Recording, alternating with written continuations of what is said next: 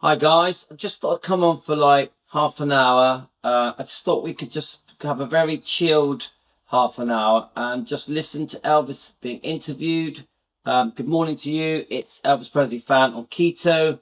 As I always say, we have two channels. Defending Elvis Presley, fans want the truth, and that is specifically for defending Elvis and Lisa and the bloodline. And then we have Elvis Presley fan on Keto, which is the light-hearted topics, and we do discuss our health and diet and how we eat. So let's just have a little listen to Elvis. Now let me just quickly read something. It says here, Elvis interviewed after his rehearsals at the RCA studios in Hollywood, originally filmed in 1972 on Elvis on Tour, but barely anything was used in the final cut, which is a shame as it is one of the most intimate interviews Elvis ever gave. And I agree with that. Come on, we've all seen this. Let's see if there's any more information. We've all seen it before, haven't we, guys? We all love it. We see the real Elvis. It says, Pierre Edidge and Robert Abel were the two young guys responsible for the interview as well as the whole 1972 movie in general. I just think this is as good as it gets. If you want to get a feel for Elvis in the early 70s, how he thought, and if you want to cover loads of different topics that we're interested in finding the truth out about, I think this Elvis gives a very true account of Elvis Presley. So it's very eye-opening, and it just shows you in 1972, even though there are these horrible things that are said about Elvis, there's nothing wrong with Elvis here. He's just a normal guy, a singer, talented man, obviously a beautiful man. Yes, he is a world sensation. And in 1972, he was still riding high. His Vegas career was booming. So all the negative things that are said about Elvis are just so unfair, guys. So unfair. So let's listen to the true man, Elvis Presley.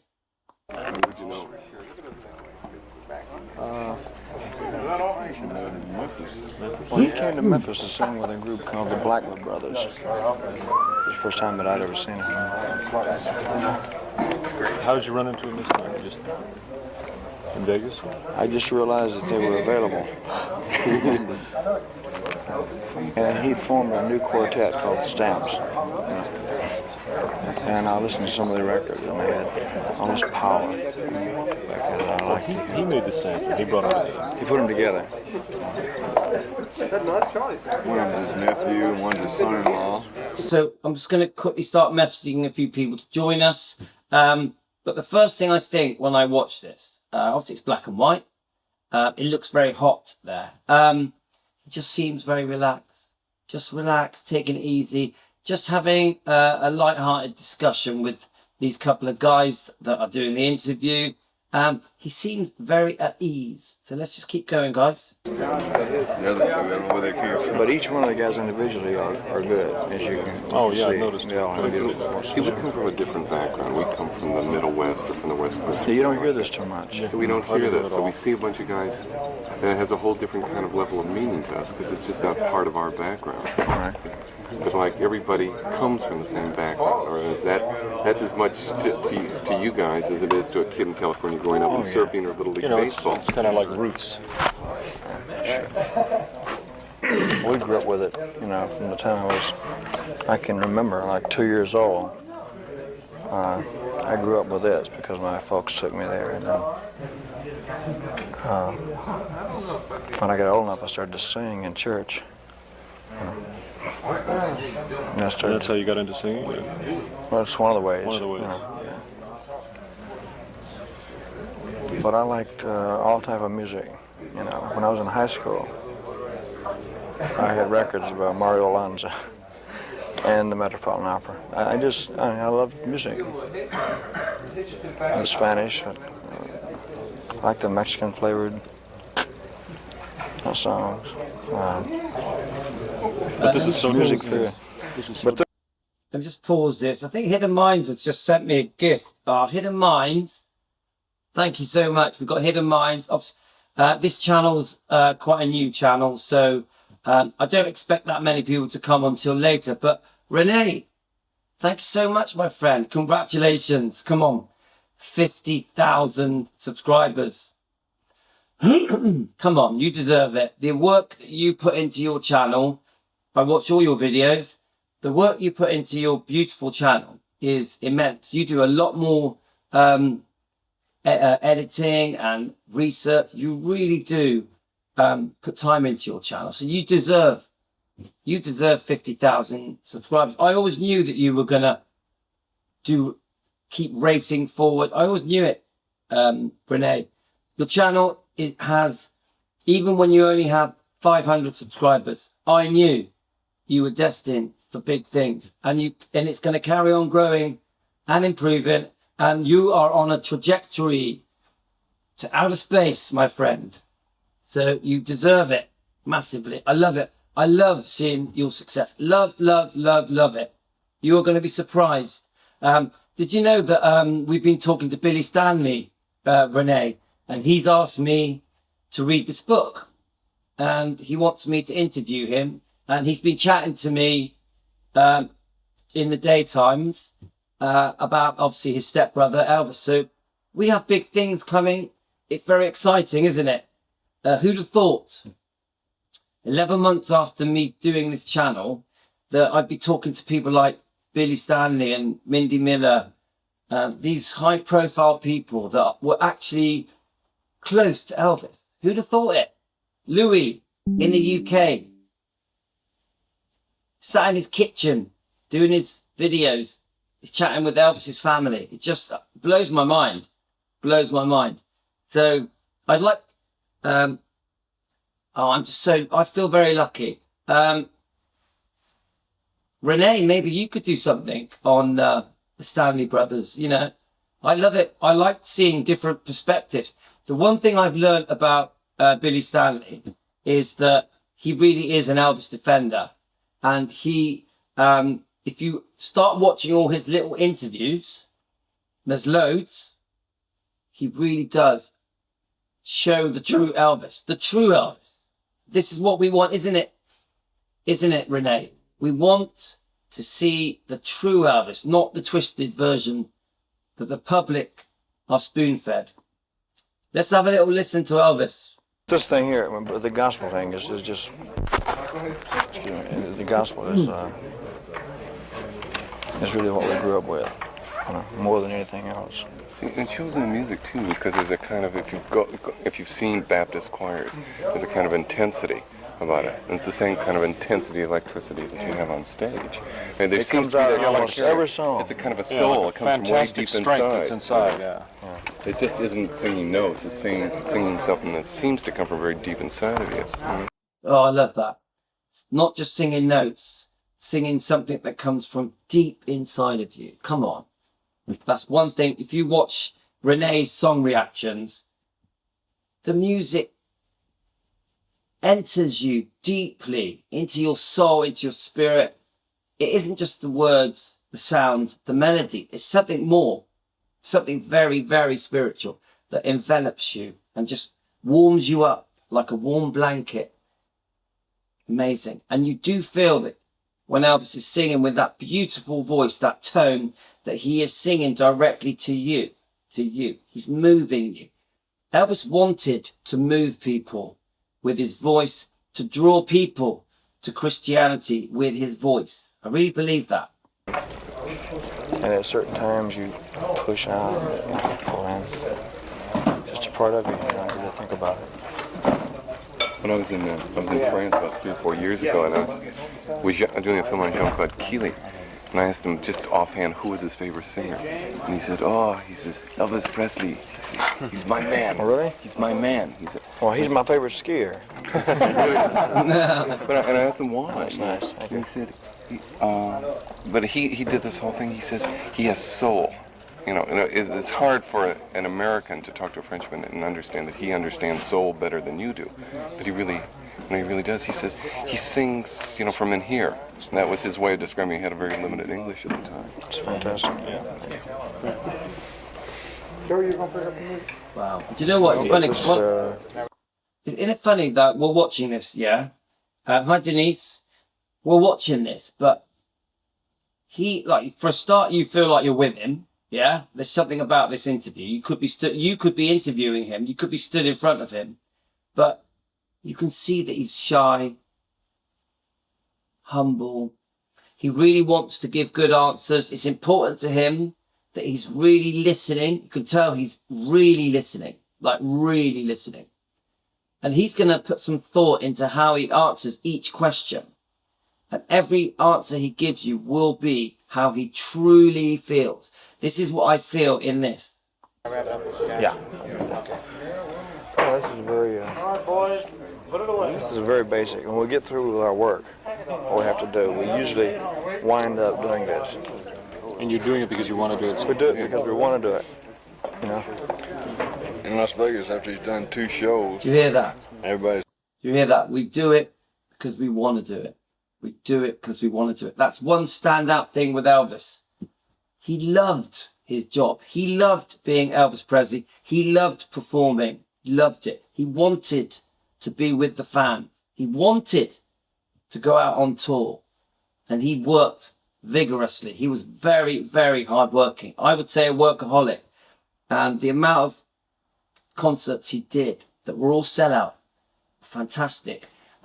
When he was going through the 60s, making all those movies that in the end disheartened him, he really, really missed the connection he had with the fans. tired. They're up in the suite singing all night till like 6, Yeah, 7 in the morning. we'll do 2 shows a lot of times, and we'll go upstairs and sing until daylight. You know, gospel songs. How do you do it? How do you? Not too often. When you're working every night there. I mean, what does it do for you? I mean, to get into this, is it like I think it more or less puts your mind at ease. It does mine. You know, because you've been really concentrating and everybody's been working out. So these things we know. it's like old friends? Right. Do you hear what he says? It really puts his mind at ease. It really puts his mind at ease. I really believe that Elvis was happiest when he was singing, when he was performing, when he was rehearsing. And it puts your mind at ease. It takes you down and Yes, just it levels takes you things down off. to a level. Otherwise, you'd go out of here just, and you couldn't sleep for, you know. There's nothing wrong with it, but if you ended on a real fast up-tempo song or something, you know, we leave the studio and nobody can sleep for hours. You're right though. When you leave the stage like a place like Vegas, you're really up. You're really, Sure. really flying. It takes at least 4. Don't forget, he was doing 2 to 3 shows a day sometimes. He really did push himself in Vegas. I know everyone blames the Colonel, but no, it wasn't as simple as just blaming the Colonel. Of course, the Colonel did overwork Elvis. We know that. But he wanted to keep the fans happy. He would not let the fans down. They bought their tickets. Elvis made sure that the tickets were good value. He wanted the fans to get a good deal. And remember that he had a lot of people on his payroll. Hundreds of people working for him. He wasn't going to let them down. He wasn't going to let them down. They had families to feed. He was going to go out and do his job. If it needed to be 2, 3 shows in a day, he would do it. He would do it. A very humble man that wanted people to be happy. 4 or 5 hours even begin to unwind. And we usually wind up, you know, doing this type of stuff. Where have you found the guys? I mean, we know about JD, but like the other guys who are in the chorus. It seems like you've known them forever, just watching you around the piano and singing, like you're like real super old friends from a long, long time. Great question. Great question. Well, like I said, I knew Look at those- JD. Guys, you see when he does that and he adjusts his glasses, the rings are like, oh my God. Could you imagine what those rings are worth now? And those glasses just look stunning. Denise had just said she loves the glasses. They are cool as, aren't they? They're as cool as it gets. From back when I was 15 years old, when he first came to Memphis to sing with a group called the Blackwood Brothers. And I like that he starts giving us a bit of a history lesson on JD and the gang? And I was a big gospel music fan, so they would sing all night. And I would stay there all night, you know. And he had formed this new group himself a couple of years ago. And I just heard their records and put them together with the inspirations and everything else that we had. Wow. You know. Love it. Love it. Looked in the gutter, man, and dug them. All right, so there's Charlie Hodge in the background. It's funny because I've been watching a few things about Charlie Hodge, and Billy Stanley, obviously Elvis' stepbrother, this morning I was listening to him talking about Charlie Hodge, and he was saying Charlie Hodge was one of the genuine ones that 100% loved Elvis, never said anything negative about Elvis, treated Elvis like a true brother. So Charlie Hodge gets my vote, always, always. Come out. All of that's going on the stage. It's really. But then when you put it all together,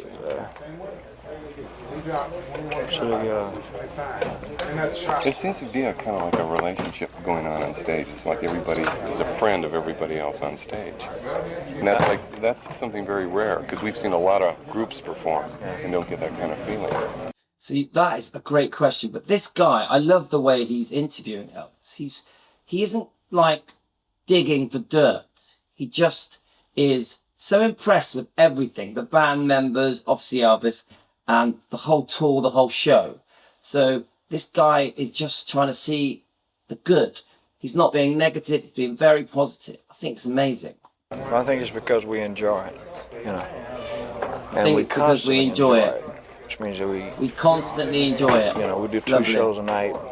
2 shows a night, sometimes 3. 5 weeks, but we never let it get old. Every Do you hear that? We never let it get old. Love that. song is like we do it for the first time, and that's one of the secrets, you know. Well, like it's. Yeah, so he's giving you his secret. Make each song sound as if you've never sung it before, like it was for the first time. Show that energy through to the fans, the audience. It's not a planned thing. You don't do the same songs, the same sequence. Not necessarily. Yeah, we can change them around, but even if we do the same songs, It's not the. they're new, and the sound is you know, the feeling is there every time. It's a different feeling each time, right? It's a good feeling. a You good know, feeling. we never let it down, because there's a Love new it. audience out there. Plus, we enjoy what we're doing. Well, Elvis communicates with us, really. I mean, you really do from the stage.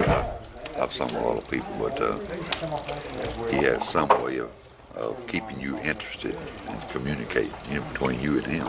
And, I'm not going to tell you how. Do you know what? The way that sentence he just said, JD, I think that was, Elvis communicates with us. My God, does he? Does he? He connects with our soul. He makes us feel like he is singing directly to us. That is special. If you want to know the X Factor, that is the X Factor. Yeah, it's something you can't really describe properly in words. It's something that's just, you've got it. And Elvis got it. My God, in so many ways. You aren't going to tell us the secrets? Well, hell, we'll get out. Things are going behind my. So he makes a joke. The guy says to Elvis that he has this special way about him connecting with his audience. And then Elvis just turns it into a joke. Oh, I'm not going to tell you my secret, but he laughs about it. My back and things. No. But we will. We'll keep it The interesting. rings, look at the rings! Or interesting somehow. And the bracelet. 5 weeks, man. Oh, shut up. Last show was first. Love it. Yeah. Brilliant. At the end of the 5 weeks, it was, you know, it went by like that. 5 weeks. So it was a And, 5-week tour. It seemed like a day.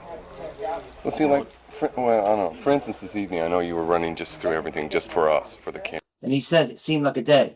I think when you're doing something you love, it goes like that. Like when I do my little live streams, sometimes they're over 2 hours long. But at the end of the 2 hours, I'm like, has that finished already? Felt like half an hour. There's something about when you do something that comes from here, it goes so fast, so fast. And I think Elvis just said that.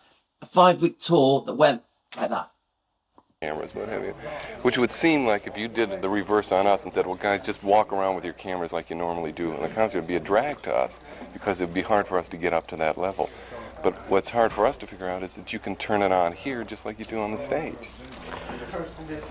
Well, you know what's interesting about music and about all the people here, they find new sounds, you know, and they do things differently themselves. So it's like a new experience every day. So I want to throw this bit in because I think it's important. It's only a couple of minutes left, but there's nothing unwell about Elvis Presley here. Elvis isn't unwell here. He's fine.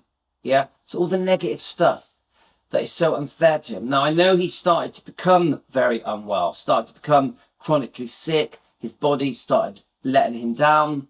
Elvis didn't know what to do. He was desperate and did everything he could to try and fix himself, turning to the doctors and nurses and pharmacists, etc.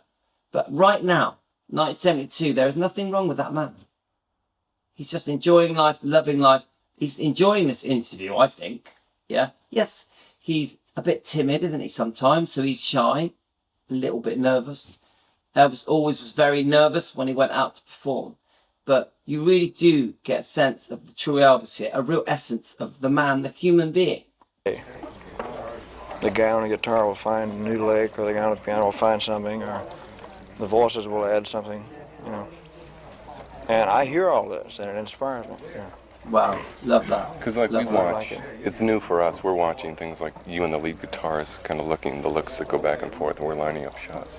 There's like really something going on, some sort of magic. You know, we know already the game that goes on with Charlie Hodges and the kidding the back and forth, and that's part of it too. So there's a kind of thing going on there. There's something going on there. Yeah, and we know about this. Charlie Hodge and Elvis had some fun, didn't they?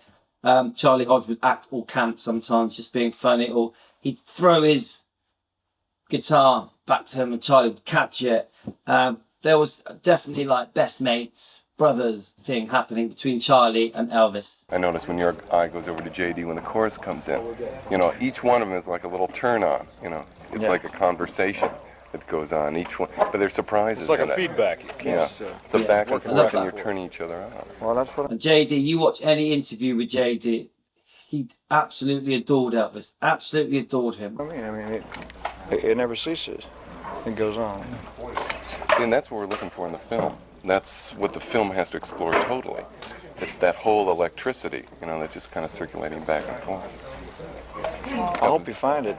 Hey, well, we had to tell you, we looked and it wasn't there. Thanks. So we're wrapping.